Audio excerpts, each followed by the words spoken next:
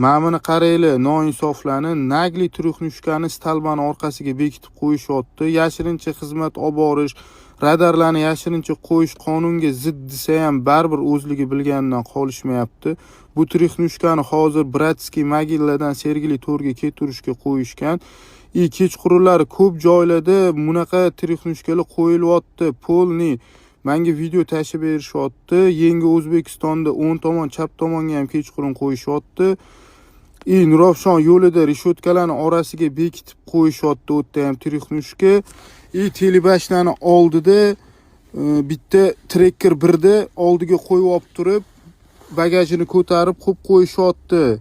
O'shaning uchun ham yo'lda yurayotganda ehtiyot bo'lasizlar. Yo'llarga polni turuqnushka qo'yib yotishibdi. Xullas kalom, iloji boricha umuman tezlikni oshirmanglar.